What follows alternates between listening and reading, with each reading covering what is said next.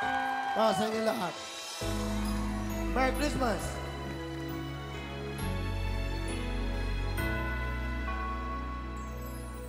Hindi ko kailangan ang luho at yaman kung wala ka ngayong Pasko. May keso di bola, hamon sa lamesa, ngunit sino naman kasalo ko? Hindi ko kailangan mahal na regalo, basta't nandito ka ngayong Pasko. Makasama ka lang, maligaya ako, makapiling sa araw ng Pasko. Pagkat ikaw ang Christmas light sa aking Christmas tree, ikaw ang Christmas carol sa amin tuwing gabi, ikaw ang Christmas gift sa akin ni Santa, ikaw ang Christmas ko,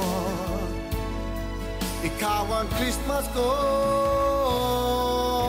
ikaw ang Christmas song dito sa puso ko, ikaw ang Christmas decor lagi ng buhay ko, ikaw ang Christmas card na iniingatan ko, ikaw ang Christmas wish ko sa Pasko,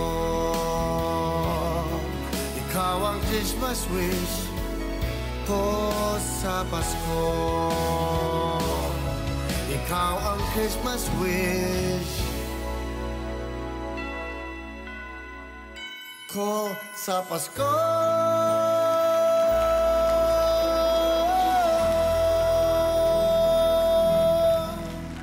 Merry Christmas, everybody! Ha? Gawa po ni Lito Kamo yan. Di ba? Hugot. Bunot. Pasko, lalong-lalo na yung ating mga kababayan nasa abroad. Yung iba hindi nakaka-uwi. Ilang taon na. Hindi kapiling ang mga mahal nila sa buhay. Merry Christmas sa inyo. Maging matatag kayo. Ganun talaga ang buhay. I'm sure meron dito mga may kamag-anak na OFWs. Diba? Eh well, pagdasal nyo, sana, di ba, maging ang importante naman, kaya hindi sila kapiling, nakakapag-ano kayo, usap, kahit nasa larangan po ng, ano lamang, cellphone. So, laking bagay. Pag pinag-uusapan ng cellphone, ba talaga Cherry Mobile? Di ba? Sabi ng Cherry Mobile ngayon, Willie, you care, we care.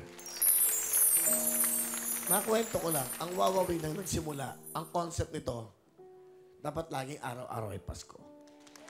Diba? Bakit? Walang gulo, walang away. Puro pagbibigayan, kasiyahan. So itong programang to, para to sa inyo.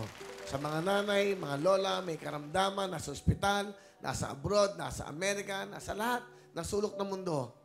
Ito pong programang to, kung meron sakit sa ulong gamot, ito may sakit kayo sa kalungkutan, ito ang gamot sa kalungkutan na bawat Pilipino.